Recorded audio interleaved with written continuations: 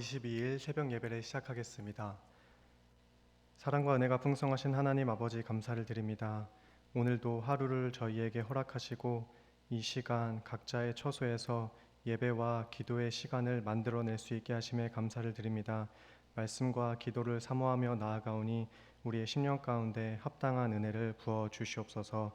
감사드리며 사랑이 많으신 예수님의 이름으로 기도드리옵나이다. 아멘. 함께 찬송가 397장 찬양하시겠습니다.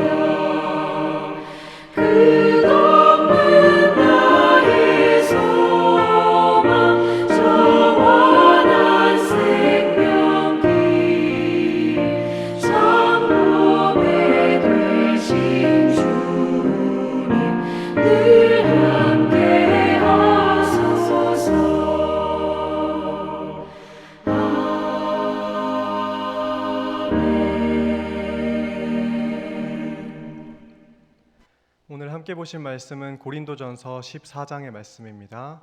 고린도전서 14장 1절부터 19절까지의 말씀을 함께 보도록 하겠습니다. 고린도전서 14장 1절부터 19절까지의 말씀을 제가 봉독해 올리겠습니다. 사랑을 추구하며 신령한 것들을 사모하되 특별히 예언을 하려고 하라. 방언을 말하는 자는 사람에게 하지 아니하고 하나님께 하나니 이는 알아듣는 자가 없고 영으로 비밀을 말함이라.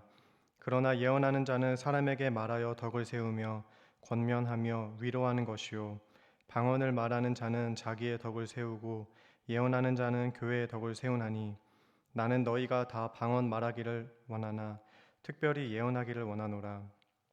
만일 방언을 말하는 자가 통역하여 교회의 덕을 세우지 아니하면 예언하는 자만 못하니라.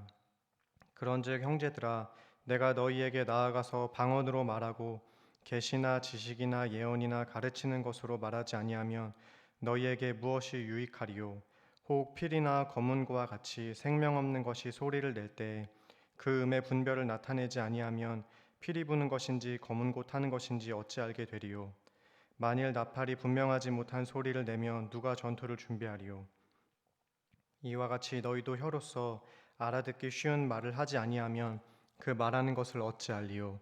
이는 허공에다 말하는 것이라.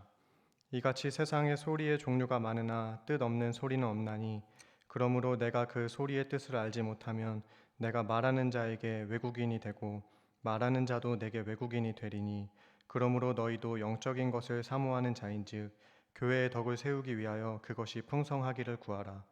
그러므로 방언을 말하는 자는 통역하기를 기도할지니 내가 만일 방언으로 기도하면 나의 영이 기도하거니와 나의 마음은 열매를 맺지 못하리라. 그러면 어떻게 할까? 내가 영으로 기도하고 또 마음으로 기도하며 내가 영으로 찬송하고 또 마음으로 찬송하리라. 그렇지 아니하면 내가 영으로 축복할 때 알지 못하는 처지에 있는 자가 내가 무슨 말을 하는지 알지 못하고 내 감사에 어찌 아멘하리요. 너는 감사를 잘하였으나 그러나 다른 사람은 덕 세움을 받지 못하리라. 내가 너희 모든 사람보다 방언을 더 말함으로 하나님께 감사하노라. 그러나 교회에서 내가 남을 가르치기 위하여 깨달은 마음으로 5마디 말을 하는 것이 1만 마디 방언으로 말하는 것보다 나으니라. 아멘. 오늘 바울은 방언의 은사보다는 예언의 은사를 받는 것을 더 소원하라고 말씀하고 있습니다. 그에게 있어 은사의 소유와 사용의 기준이 공동체의 덕을 세울 수 있는지 아닌지에 있었습니다. 왜냐하면 현재 고린도 교회가 분열되는 중에 있었기 때문입니다. 그렇게 은사를 활용하는 방식에 차이가 있다는 것을 알려주고 있습니다. 은사는 개인을 유익하게 하는 데 그치지 않고 교회를 건강하게 세워가는 데에도 사용될 수 있어야 한다는 것입니다. 바울은 방언으로 말하는 것이 하나님과의 개인적인 교제에서는 가치가 있지만 다른 사람을 세우는 교회 공동체를 위한 것으로는 예언이 더 중요하다고 말씀합니다. 예언은 3절과 연관해서 본문의 흐름으로 생각해 보면 하나님의 말씀으로 교회 안의 지체에게 위로와 권면을 하는 일입니다. 말씀으로 지체를 세우고 사랑과 신령의 교제를 하는 일이 예언의 일입니다. 특히 앞선 13장에서 사랑의 의미를 말하고 이어지는 오늘 본문에서 공동체를 위한 은사로 예언을 강조하고 있는 것을 보면 말씀으로 교제하는 일은 교회 공동체를 위한 사랑의 은사 중 하나라는 것을 알 수 있습니다. 그러면서 2절부터 4절까지 방언과 예언을 번갈아 가면서 비교하고 있습니다. 2절을 보시면 왜 방언보다 예언을 사모해야 하는지 말하기 위해 방언의 특징을 소개합니다.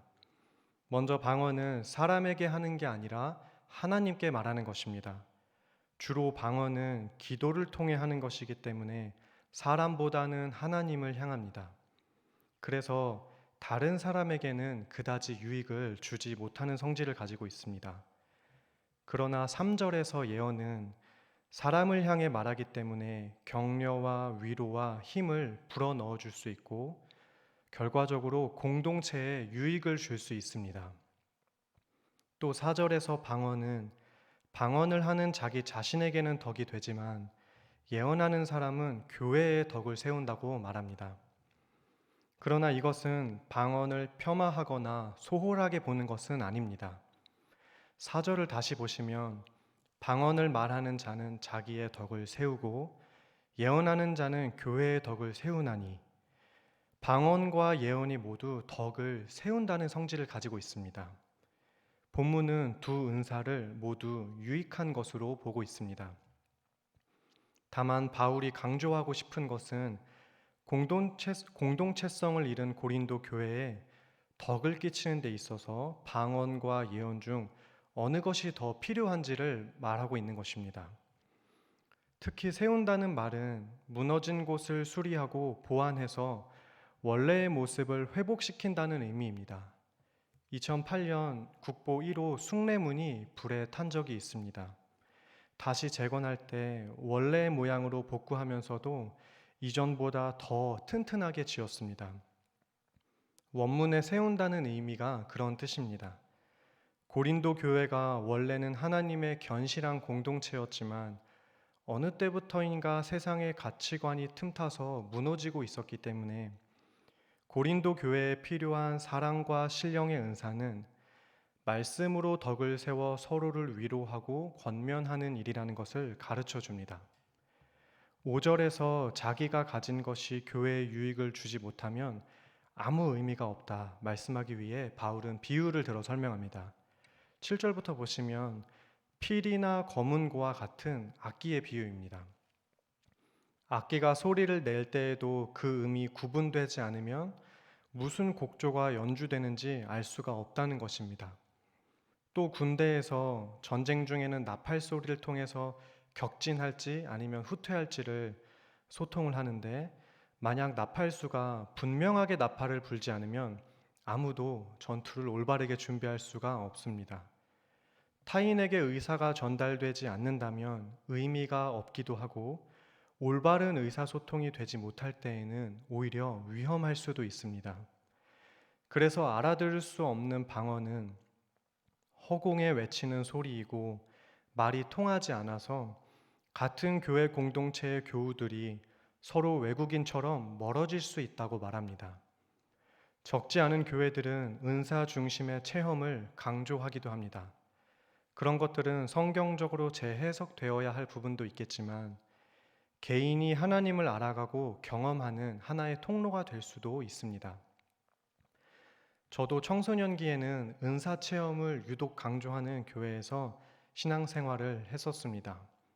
그래서 적지 않은 체험도 했었고, 그런 체험을 하시는 분들을 많이 보면서 자라왔습니다. 그러나 그것이 저 개인에게 신앙의 자극과 유익은 주었지만 제가 그리스도의 몸된 교회 공동체로서 살아가는 데에 큰 가르침을 주지는 않았던 것 같습니다. 본문은 고린도 교회 성도들이 영적인 것을 사모하는 것 자체를 비판하지는 않습니다. 그러나 문제는 그들이 공적으로 교회를 세우는데 유익이 없는 방언을 하려고 하는 데에만 혈안이 되어 있었기 때문에 교회 전체를 놓고 생각했을 때는 문제가 있었던 것으로 보입니다. 예수 그리스도의 몸된 교회로 모인 이들이 함께 모인 공동체보다는 자기 개인에게만 집중하고 있는 모습은 바르지 못하다는 것을 알려주고 있습니다. 바울은 아무도 유익하게 하지 못하는 방언보다 교회를 유익하게 하는 영적인 은사들을 더욱 사모하고 구하라고 권면합니다. 그리스도인은 주님의 몸된 교회로 모여 서로를 세워가도록 부름받은 공동체이기 때문입니다. 그래서 은사에 대한 소원은 교회를 섬기고 세워가려는 마음에서 비롯되어야 합니다. 아무리 소중한 은사라도 그 역할과 목적을 벗어난다면 허공에 외치는 소리가 되기 때문입니다. 그런 면에서 은사라는 것은 신비스러워야 하는 게 아니라 교회를 위해 사용되고 있는지 생각해 보아야 하는 성질을 가지고 있습니다. 더 좋은 은사는 나뿐만이 아니라 공동체를 세워가는 은사입니다. 얼굴을 마주하며 대면하기 힘든, 그리고 조심스러운 이 시국 가운데 나는 교회 공동체를 위해 어떤 은사를 사모해야 할지, 어떻게 쓰임 받을 수 있을지를 생각해 보시면서 지체들을 함께 세워나갈 수 있는 오늘 하루가 되시기를 간절히 소망합니다. 기도하겠습니다. 사랑과 은혜가 풍성하신 하나님 아버지, 감사를 드립니다. 오늘 저희를 하나님의 몸된 교회로 불러주시고 나 하나만이 아니라 내 주변의 이웃들과 함께 교회를 이루어가는 모든 공동체를 세워갈 수 있는 기회와 또 은사를 허락하심에 감사를 드립니다. 우리가 부름받은 그 공동체의 의미를 함께 생각해보며 앞을 향해 달려나갈 때 우리 옆에 있는 지체들과 함께 손을 맞잡으며 나아갈 수 있도록 허락해 주시옵시고, 그렇게 우리가 그리스도의 몸된 교회로서 함께 구원을 이루어가는 아름다운 정륜 공동체가 되게 하여 주시옵소서. 감사드리며 사랑이 많으신 예수님의 이름으로 기도드리옵나이다. 아멘. 주기도문으로 예배를 마치겠습니다. 하늘에 계신 우리 아버지여, 이름이 거룩히 여김을 받으시오며 나라가 임하시오며 뜻이 하늘에서 이루어진 것 같이 땅에서도 이루어지이다.